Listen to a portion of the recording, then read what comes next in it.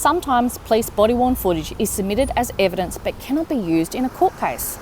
In this series, I'm looking at police body-worn video footage and asking the question, should it be released into the public domain?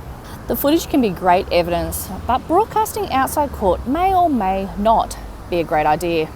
In this part, I'm looking at a case from here at Maitland Local Court, which involves an alleged stolen motorbike. The defendant didn't show up to the hearing and the magistrate proceeded without them, which the law allows.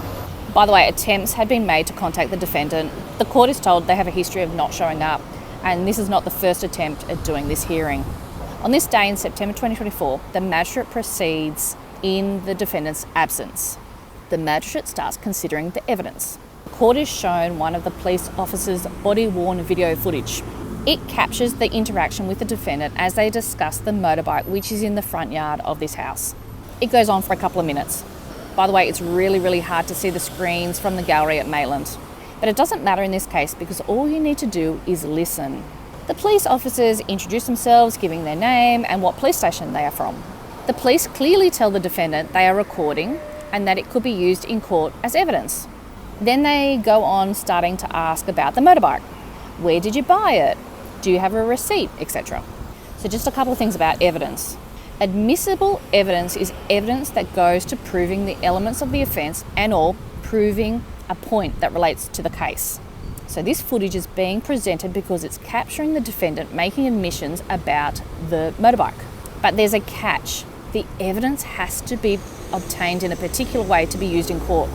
The magistrate points out the problem, saying something like, "I didn't hear the caution."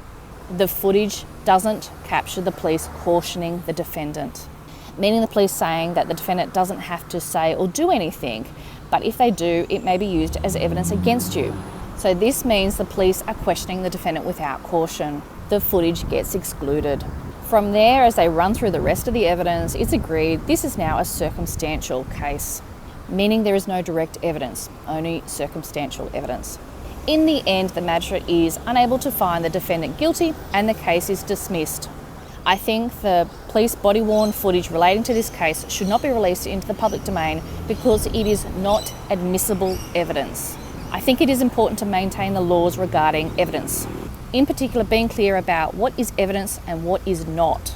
Final question is, who gets to keep the allegedly stolen motorbike? Don't know.